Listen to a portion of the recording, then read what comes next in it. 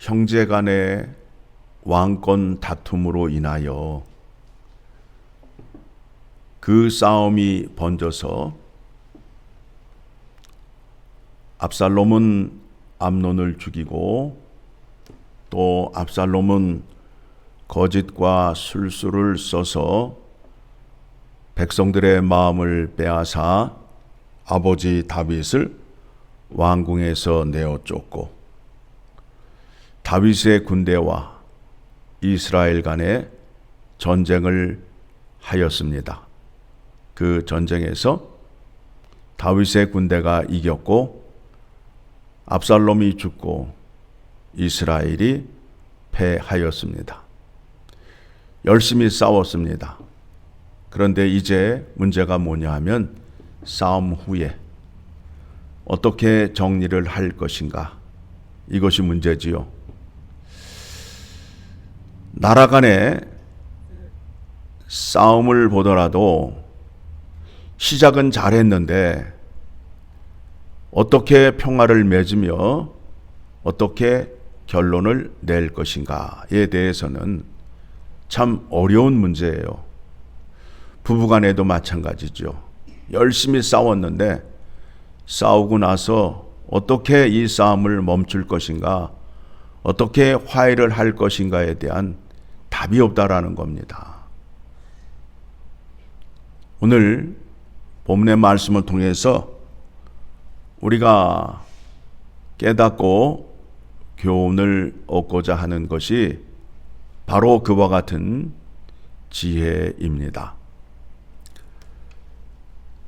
다윗의 군대가 전쟁에 승리함으로 인하여 다시 다윗이 왕궁으로 돌아오는 일이 당연하지 않겠습니까? 그런데 오늘 본문의 말씀을 보게 되면 사람들이 그리 반가이 맞이하지 않는다라는 거예요. 북쪽의 10지파 사람들이 다윗이 다시 왕으로 돌아오는 것에 반대한다는 거예요. 싸움을 하면 한 것만큼 양쪽이 다 손해라는 겁니다. 그러니 가급적이면은 싸움을 하지 말고 어떻게든지 하나로 합쳐야 되는 것이 지혜입니다. 다윗이 돌아오면서 쓴 정책이 무엇이냐면 대국민 통합이에요. 국민 대통합이에요. 국민을 하나로 이렇게 합치기 위해서 이제 쓰는 그 방법이 군대 장관 하나의 자리를 놓고 내 사람을 앉힐 거냐, 아니면 압살롬의 사람이었던 사람을 앉힐 거냐, 그 문제로 고민을 합니다. 그런데 압살롬의 군장이었던 사람을 군대 장관으로 앉힘으로 인해서 그 자리에 앉아 있던 사람이 불만을 품고 결국에는 또 살인하는 자리까지 가게 된다라는 겁니다. 누군가가 내 자리를 빼앗거나 내 밥그릇을 빼앗게 되면 짜증이 나고 화가 나는 일이지요. 이 말씀에 대해서 로마서 12장으로 가게 되면 3절의 말씀부터 보도록 하겠습니다. 하나님께서 각 사람에게 주신 복이 있다라고 말씀합니다. 그 복을 분복이라고 합니다. 더 쉽게 말씀을 드리게 되면 집안에 그릇이 많이 있잖아요. 어떤 그릇은 금 그릇이고 은 그릇이고 질 그릇이고 사기 그릇이고 또 대접이 있고 밥그릇이 있고 종지가 있잖아요. 그런데 그 기준은 무엇이냐 하면 주인이 쓸 때에 그 그릇에 가치가 있다라는 겁니다. 주인이 그 그릇을 쓸 때에 기준이 무엇이냐면 깨끗하여야 된다라는 겁니다. 금 그릇이라 하더라도 더럽고 지저분하면 그 그릇에 음식을 담지 않잖아요. 그러나 나무 그릇이라 하더라도 깨끗하고 윤이 나면 그 그릇에는 늘 좋은 것, 맛있는 것을 담게 된다라는 겁니다. 그와 같은 지혜를 갖고 우리가 살아야 됩니다.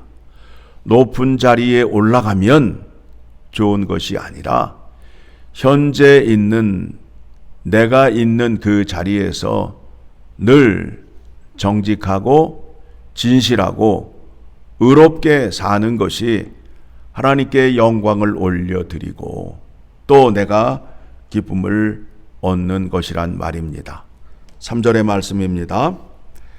같이 읽습니다. 내게 주신 은혜로 말미암아 너희 각 사람에게 말하노니 마땅히 생각할 그 이상의 생각을 품지 말고 오직 하나님께서 각 사람에게 나누어 주신 믿음의 분량대로 지혜롭게 생각하라.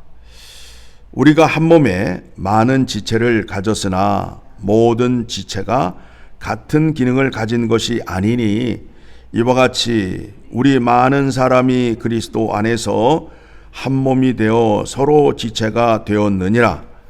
우리에게 주신 은혜대로 받은 은사가 각각 다르니 혹 예언이면 믿음의 분수대로, 혹 섬기는 일이면 섬기는 일로, 혹 가르치는 자면 가르치는 일로, 혹 위로하는 자면 위로하는 일로, 구제하는 자는 성실함으로, 다스리는 자는 부지런함으로, 긍휼을 베푸는 자는 즐거움으로 할 것이니라.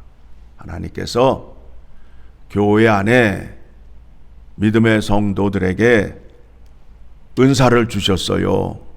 성령의 은사를 주셨어요.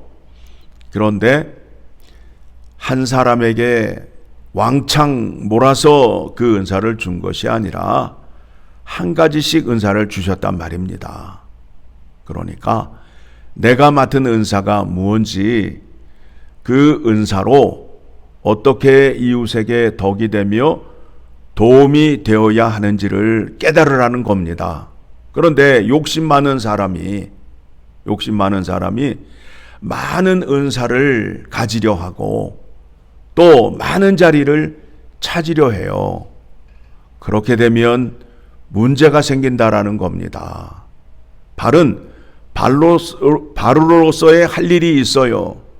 그런데 만약에 발이 나도 한번 손처럼 해보자 해서 얼굴에 화장을 할 때에 손이 그 일을 감당하잖아요. 그런데 발이 나도 한번 화장을 해보자 해서 발이 화장을 하게 되면 얼굴이 어떻게 되겠어요? 엉망진창이 되잖아요. 그러한 이치와 사고를 깨달으라는 겁니다.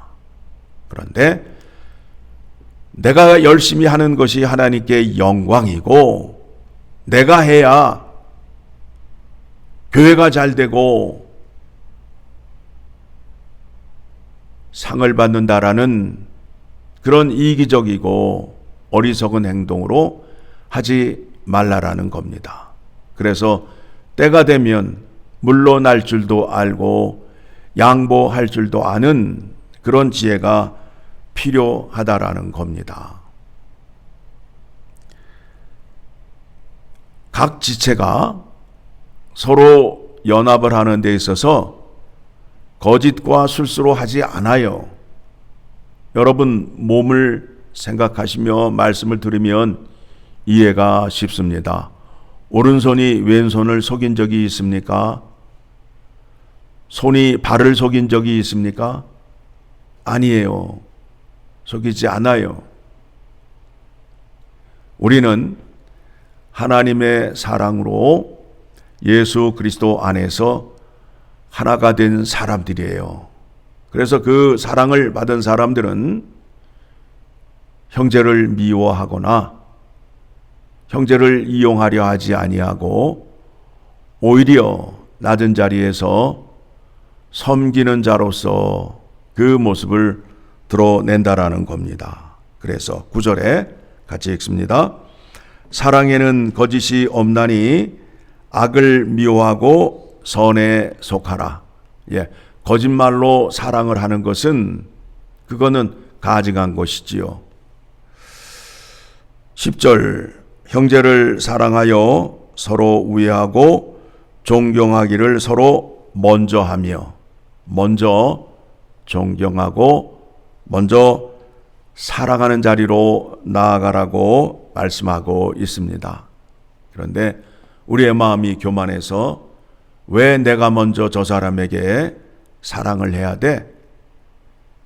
내가 왜 저 사람에게 먼저 전화를 해야 돼? 이런 마음을 가지시게 되면 그 사람은 하나님의 사랑을 받은 자가 아니요 하나님의 사람이 아니라는 겁니다. 11절 부지런하여 게으르지 말고 열심을 품고 주를 섬기라. 소망 중에 즐거워하며 환난 중에 참으며 기도에 항상 힘쓰며 성도들의 쓸 것을 공급하며 손 대접하기를 힘쓰라. 이것이 이 명령을 따라야 공동체가 하나가 될 수 있고 예수 그리스도의 몸의 지체가 된다라는 겁니다. 그래서 각 지체는 누구의 명령을 따르지요? 예수 그리스도의 명령을 따른단 말입니다. 여러분의 손이 누구의 명령을 따라요? 발의 명령을 따라요? 머리의 명령을 따라요? 발은 누구의 명령을 따라요? 머리의 명령을 따르잖아요. 그러니까 이 말씀을 누가 했어요? 예수님께서 말씀하셨잖아요. 그렇죠?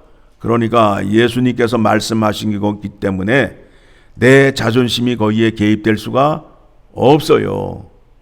주님께서 명령하시면 순종하는 거예요. 주님께서 하라 하면 하는 거예요. 그게 믿음이에요. 믿음의 첫 번째 덕목이 뭐라고요? 순종이에요. 우리는 그 순종을 아주 자존심이 깎이고 기분 나쁜 것으로 생각을 해요.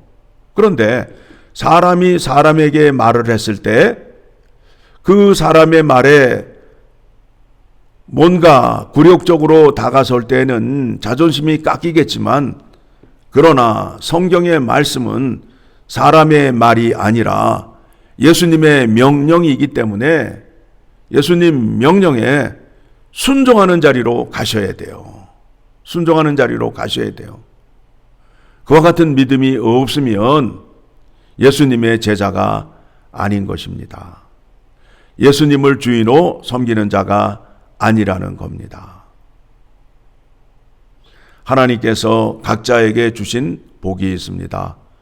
그 복이 무엇인지를 생각하며 분수에 넘어가지 말고 믿음 생활하셔야 여러분들이 늘 평안과 안식과 기쁨을 얻을 수 있게 된다라는 겁니다.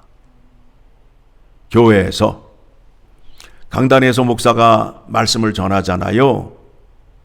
말씀 가르치는 일을 목사가 하잖아요. 그런데 어느 날